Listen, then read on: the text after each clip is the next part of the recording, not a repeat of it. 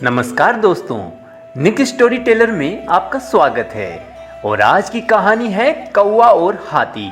बहुत ही ज्ञान भरी कहानी। एक बार एक नदी में बड़े से हाथी की लाश बही जा रही थी। एक कौवे ने लाश देखी तो प्रसन्न हो उठा। अपने आहार को देखकर वो तुरंत उस पर आ बैठा। जी भर के मांस खाया और फिर नदी का जल पिया। इस बड़ी सी दावत का वो अकेला मालिक था, पर इधर उधर फुदकते हुए कौवे ने परम तप्ती की डकार ली। वह सोचने लगा, वाह, यह तो खाने का खजाना है। यहाँ भोजन और जल की भी कमी नहीं। फिर इसे छोड़कर अन्यत्र क्यों भटकता फिरूं। कौवा नदी के साथ बहने वाली उस हाथी की लाश के ऊपर कई दिनों तक बैठा रहा। जब उसकी इच्छा होती मांस खा लेता और प्यास लगने पर नदी का पानी पी लेता। समय बीतता गया और कौवा भी मोटा हो गया। बहुत दिनों तक वो उड़ा भी नहीं था, इसलिए धीरे धीरे वो उड़ना भी भूलने लगा। एक दिन नदी अपने छोर महासागर में मिल गई। नदी का सागर से मिलना ही अंतिम लक्ष्य था, किंतु उस दिन लक्ष्यहीन कौवे की तो बड़ी दुर्गति हो गई।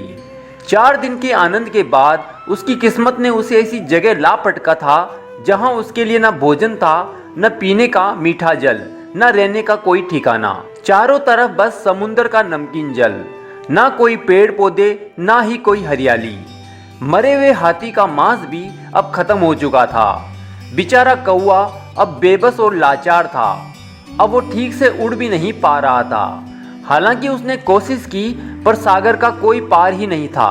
आखिरकार थक कर, दुख से कातर होकर वह सागर की उन्हीं गगनचुंबी लहरों में गिर गया। एक विशाल मगरमच्छ उसे निगल गया।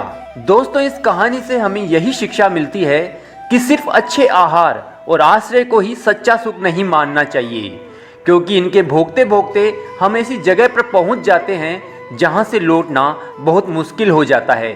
शारीरिक सुख भोगने वाले मनुष्यों की गति भी उसी कौवे की तरह होती है, जो आहार और आश्रय को ही परम गति मानते हैं और अंत में अनंत संसार रूपी सागर में समा जाते हैं। और किसी ने बहुत खूब कहा है, जीत किसके लिए, हार किसके लिए, जिंदगी भर ये तकरार किसके लिए। जो भी आया है वो जाएगा एक दिन, फिर ये इतना अहंकार किसके लिए। कहानी अच्छी लगी हो तो वीडियो को लाइक करें और चैनल को जरूर सब्सक्राइब कर लीजिए।